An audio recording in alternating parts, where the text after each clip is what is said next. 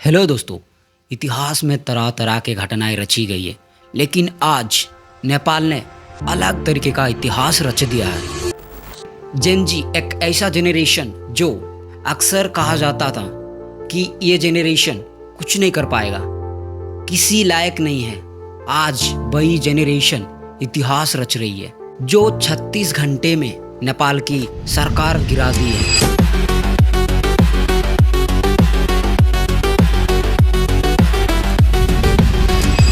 आज 17-18 साल की वही जेन जी 20-25 साल से लेकर हर साधारण व्यक्ति सत्ता को चुनौती दे रहा है। नेपाल का ये एक प्रोटेस्ट है जो कि जेन जी प्रोटेस्ट भी कहा जाता है। आखिर ये जेन जी है क्या, आप लोगों को पता नहीं है तो मैं जानकारी के लिए बता दूं। जेन जी वो बच्चे होते हैं जो 1997 से लेकर 2012 और 15 के बीच में पैदा हुए हैं। इसके बीच में जितने भी लोग पैदा हुए हैं सारे के सारे जेन जी है, बल्कि मैं भी जेन जी हूँ और आप भी।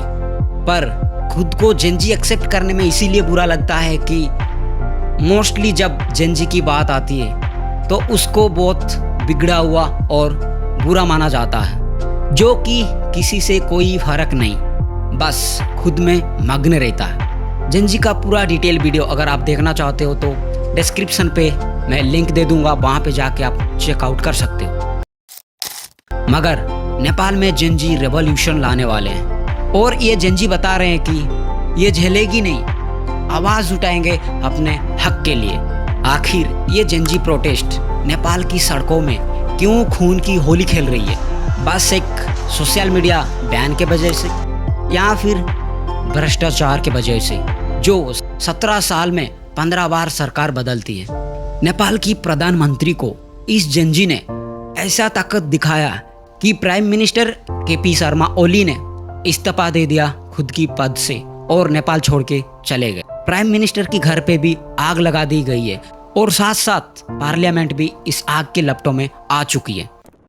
सबसे बड़ा सवाल ये है कि इस प्रोटेस्ट ने नेपाल को अनाथ कर दिया, और सवाल ये भी है कि अब नेपाल किसकी है। चलो आगे बढ़ते हैं एक सच्चाई के साथ। आखिर ये जेन जी इतना भड़क क्यों गया है? दरअसल बात कुछ ऐसा है कि नेपाल में करप्शन ज्यादा होता है और economy wise Nepal is the poorest country of South Asia, जहां प्राइम मिनिस्टर सीट के लिए 4-5 सरकार है जो वहीं पर रोटेट करते रहते हैं। वो आते हैं, वादा करते हैं और बाद में भूल जाते हैं, जिस वजह से नेपाल में कोई भी डेवलपमेंट नहीं हो पाता।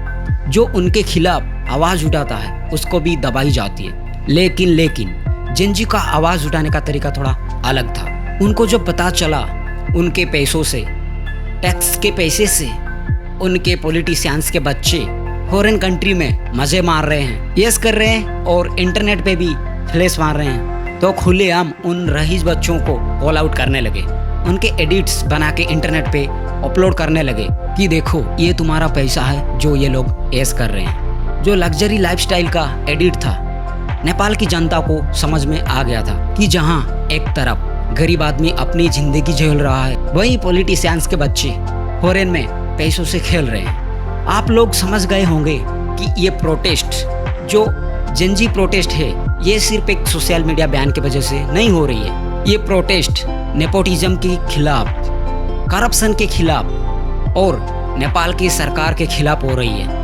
यहाँ तक कि AI से वीडियो बना करके भी उन्हें सेम किया जा रहा था कि उन्हें फील हो। सारे के सारे ग्रोथ और कंट्री की डेवलपमेंट को पूरी तरीके से रोकी जा रही है। गरीब का पैसा खाया जा रहा है और ये लोग उसे यस कर रहे हैं। How can we afford this luxurious life? We can afford this because my father is shameless. He steals money from taxes and other funding to our country Nepal. ये सब देखने के बाद सरकार को शर्म तो नहीं लगी, लेकिन सोशल मीडिया बैन करने की बात करने लगी। सरकार को लगा ये जेन जी है, बैन होने के बाद सारे जेन जी घर पे बैठेंगे, क्योंकि इनको बस सोशल मीडिया यूज करना आता है और एडिट्स करना आता है। अगर उसी चीज पर बैन लगा दी जाए तो कहाँ पर आवाज उठाएंगे? लेकिन ये सोच गलत थी। जो आज उनके ऊपर ऐसी परिस्थितियां आई है जो पद और कुर्सी खा गए, बल्कि सब कुछ तहस नहस हो गई। जेन जी अपने हक के लिए खड़े हुए, अपने स्टाइल में प्रोटेस्ट शुरू कर दिए और बोर्ड में साफ साफ लिखा हुआ था कि ये प्रोटेस्ट जो है वो करप्शन के खिलाफ है और पॉलिटिशियंस के अगेंस्ट में है। ये सिस्टम के खिलाफ है जो बदलनी बहुत ही जरूरी है। क्लियरली ये भी बताया जा रहा है जो पॉलिटिशियंस के बच्चे ऐश कर रहे हैं टैक्स पेयर के पैसों से और जनता की पैसों को चुरा के पॉलिटिशियंस ने अपने स्विच अकाउंट में जमा करके रखे हैं, ये उसके खिलाफ है। शायद लोगों को रियलिटी के बारे में पता ही नहीं है या फिर इग्नोर कर रहे हैं उस रियलिटी को और वो लोग सिर्फ एक ही चीज दिखाए जा रहे हैं। नेपाल में स्कूल कॉलेज में पढ़ने वाले युवा अचानक सड़कों पर क्यों उतर आए? इस हंगामे के पीछे की बड़ी वजह है सख्ती से लागू किया गया सोशल मीडिया सेंसरशिप। नेपाल की सरकार ने चीन जैसा सोशल इकोसिस्टम बनाने की कोशिश में 26 सोशल मीडिया प्लेटफॉर्म्स पर रोक लगा दी। इसके बाद यूथ का गुस्सा बेकाबू हो गया, वे सड़कों पर उतर आए और ये सब न्यूज वीडियो है जो अभी दिखाई जा रही है और लोग उसको सच भी मानने लगे हैं। आजकल की बुजुर्ग सिर्फ टीवी न्यूज पे भरोसा करते हैं क्योंकि उनको इंटरनेट यूज करना आता ही नहीं है। अगर सोशल मीडिया चलाना आता भी है तो वीडियो के नीचे की गई कमेंट्स को पढ़ेंगे नहीं, वरना सच पता चल जाता। लेकिन पढ़ेंगे नहीं, पढ़ना आएगा तब ना। वीडियो में जो दिखाया जाएगा वही सच है। छोटा सा बच्चा भी कमेंट करके बता देगा कि ये प्रोटेस्ट क्यों हो रही है। फेसबुक और व्हाट्सएप हुआ बंद तो नेपाल में मच गया बवाल। नेपाल की संसद में घुसे जेनजी प्रदर्शनकारी। जी हां, नेपाल की राजधानी काठमांडू में सोशल मीडिया बैन के खिलाफ युवाओं ने ओली सरकार के खिलाफ बगावत कर दी है। ये विरोध प्रदर्शन उस वक्त शुरू हुआ जब केपी शर्मा ओली की सरकार ने पिछले हफ्ते सोशल मीडिया प्लेटफॉर्म पर बैन लगा दिया था। प्रदर्शन में 2 लोगों के मारे जाने की रिपोर्ट भी सामने आई है। 2 लोगों का जान जाने का बात भी सामने आ रही है और इनको लगता है कोई सोशल मीडिया बैन के वजह से जान दे सकता है। वाह रे लोग, जेनजी इतना भी बिगड़ा हुआ नहीं है जो एक सोशल मीडिया के वजह से अपना जान लुटा दे, वो भी एंटरटेनमेंट के लिए। पहले तो सोशल मीडिया बैन होना ही अपने आप में एक अजीब बात है। अगर बात को गहराई से समझे तो सोशल मीडिया बैन का मतलब दूसरे कंट्री से कनेक्शन टूटना, जिस वजह से लोग दूसरे कंट्री के साथ कनेक्ट नहीं कर सकते। और आज के टाइम पे नेपाल के काफ़ी सारे लोग दूसरे देश में जाके काम कर रहे हैं, फॉरेन कंट्रीज में जाके काम कर रहे हैं और उनके फैमिली से व्हाट्सएप के थ्रू कनेक्ट करते हैं। अगर वही व्हाट्सएप बैन हो जाए तो क्या होगा?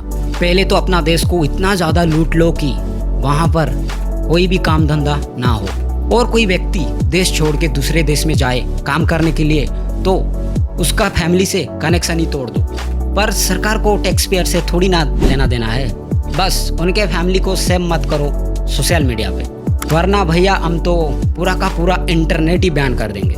जेनजी तो मासूम थे, उनको तो पता ही नहीं था उनके जो सरकार है वो करप्शन तो है ही, उसके साथ साथ इनह्यूमैनिटी भी है। जो बच्चे शांति से प्रोटेस्ट कर रहे थे उन पे ऑर्डर जारी कर दी गई कि उन बच्चों को शूट कर दो, वो भी रबर वाली बुलेट से नहीं, रियल बुलेट से। मतलब इनकी इंटेंशन उस स्कूल बच्चों को मारने की थी। ये इंटेंशन जानने के बाद भी कोई बोल दे कि अपनी जनता की मतलब है तो उससे बड़ा बेवकूफ़ कौन हो सकता है। ये शू जो आप देख रहे हो ये एक स्टूडेंट की है जो जान गंवा दी है। रिपोर्ट के अनुसार 19 से भी ज़्यादा लोग अपनी जान गंवा चुके हैं और 347 से भी ज़्यादा लोग अभी इंजर्ड है। ये तो रिपोर्ट में बताया जा रहा है, लेकिन रियल आंकड़ा तो हमें पता ही नहीं है। और ये सब हो रहा है उन बच्चों के साथ जो शांति से और पीसफुली प्रोटेस्ट कर रहे थे करप्शन के अगेंस्ट में। और काफ़ी सारे बच्चे ऐसे भी थे जो स्कूल ड्रेस में थे और उन पर भी कोई तरस नहीं खाया गया। किसी की यहाँ पे शूट किया गया तो किसी की आंख पे और चेस्ट पे। जिसके सर पे शूट हुआ था वो तो नहीं बच पाया, लेकिन जिसको चेस्ट पे गोली लगी थी वो अभी भी हार नहीं माना था। गोली खाने के बाद भी मरहम पट्टी करके दोबारा प्रोटेस्ट में शामिल हो गया।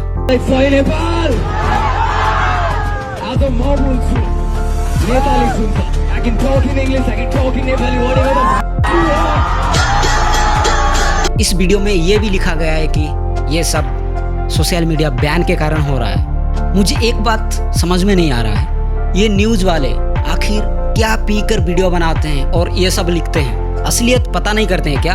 या फिर टीआरपी बढ़ाने के चक्कर में ये सब करते हैं, या फिर असलियत को छुपाने की कोशिश की जाती है?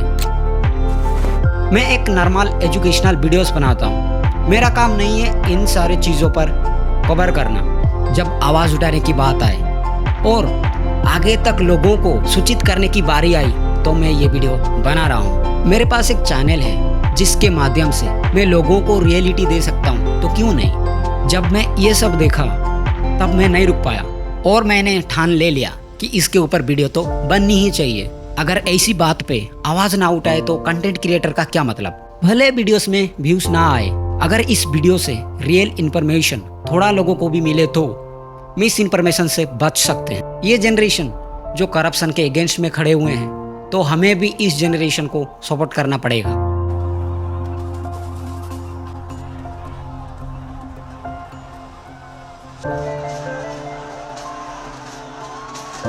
They have crossed their limits. Our your government, this government has failed. Please people, everyone should know this. This is not only the movement of JNG.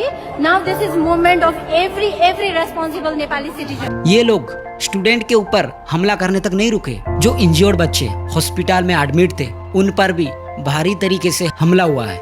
देखो, हॉस्पिटल में घुस के हमला की गई, वो भी ऑलरेडी इंजर्ड बच्चों पे। फिर जेनजी को समझ में आ गया कि ये सरकार पीसफुल प्रोटेस्ट करने नहीं देगी, तो उन्होंने पहला कदम उठाया पार्लियामेंट पे और आग लगा दी। बाद में पीएम के घर में भी आग लगा दी गई और पीएम को तब तक समझ में आ गया था कि अभी नेपाल में करने के लिए कुछ भी नहीं बचा। तो प्राइम मिनिस्टर रिजाइन देके नेपाल छोड़ के भाग गया, क्योंकि उसके स्विच बैंक में काफ़ी सारे पैसे पड़े हैं। अभी उसको नेपाल से कोई लेना देना नहीं। ऑलरेडी वो नेपाल को पूरी तरीके से लूट जो लिया है। और इतना सब हंगामा होने के बाद जो सोशल मीडिया बैन था उसको लिफ्ट कर दिया गया। इसके लिए तो लड़ाई हो भी नहीं रही थी, ये सिर्फ करप्शन के अगेंस्ट में थी। बैन लिफ्ट अप होने पे ऑब्वियसली स्टूडेंट को फायदा हुआ और ये सब जो कुछ भी हुआ बाहर निकल के आ गया और सच्चाई सबको पता चल गया और ज़्यादा से ज़्यादा लोग तक ये स्प्रेड होने लगा। रिसेंटली यूनाइटेड स्टेट्स से एक वीडियो आई इसके रिलेटेड और उन्होंने कहा कि इसके ऊपर इन्वेस्टिगेट करेंगे। जो भी हो, ये प्रोटेस्ट को इतिहास में रची जाएगी, नेपाल की इतिहास याद रखेगी। आई होप कि इसके बाद का जो भी चेंजेस होगा सबको दिखेगा। जो इतने सारे बच्चे जान गंवाए हैं उनको इंसाफ मिल जाएगा। बाकी आज के लिए इतना ही। अगर वीडियो आपको इन्फॉर्मेटिव लगी तो अपने अपने ओपिनियन कमेंट बॉक्स में ज़रूर देना। मुझे भी तो पता चले कि कितने लोग हैं जो जेनजी जनरेशन को सपोर्ट करते हैं। फिर मिलते हैं नेक्स्ट वीडियो में नए टॉपिक के साथ। तब तक के लिए जय हिंद।